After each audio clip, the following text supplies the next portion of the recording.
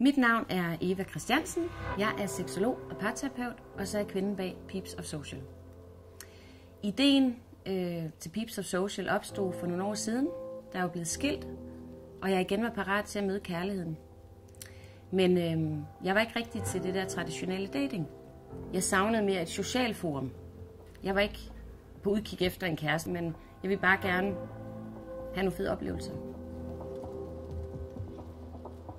I takt med min profession som terapeut har jeg jo talt med mange klienter, både dem, der er i parforhold og dem, der er singler.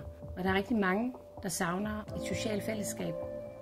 Hver 5. dansker oplever af og til følelsen af at føle sig ensom. Men det er ikke noget, man siger højt. Folk har nemlig rigtig travlt med at vise på de sociale medier, at de ikke er ensomme. Jeg bor tæt på en strand, så nogle gange, når jeg vil ud og løbe en tur, og så sætter jeg mig lige ned og reflekterer lidt over livet der, når jeg er færdig med at løbe. Og så nogle gange, når der kommer de her familier gående med hund og holder i hånd og griner og pjatter, og ja, så kan jeg også godt lige blive ramt af følelsen, jeg føler mig ensom lige nu. Jeg vil også gerne have en at gå der og holde i hånd med, eller nogen at grine med. Og det er jo ikke sådan, at jeg ikke har venner og veninder at grine med og hygge mig med. Det har jeg. Men der er også ofte, hvor deres kalender er fyldt op. Og så er man jo alene. Og så tænker jeg, så må jeg skabe et nyt koncept, et nyt forum.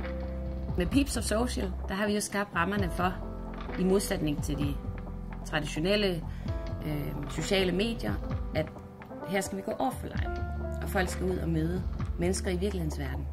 Det man kan ved os, det er, at vi har nogle forskellige sociale grupper, hvor man kan gå ind, og så kan man skrive for eksempel, er der nogen, der vil med i byen i aften? Er der nogen, der kunne tænke sig at komme i biografen? Er der nogen, der vil med ud og løbetræne? Eller vi har forskellige grupper. Så faktisk så vil jeg gerne have folk væk fra den her overfladiske verden. Det er derfor, jeg også har skabt det. Jeg synes, det er mega overfladisk.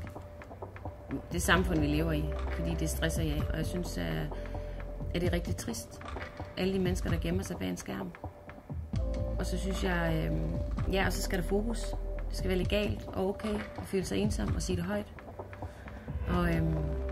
Og de mennesker ønsker vi jo at hjælpe med, at de møder en masse fede mennesker og får nogle gode oplevelser.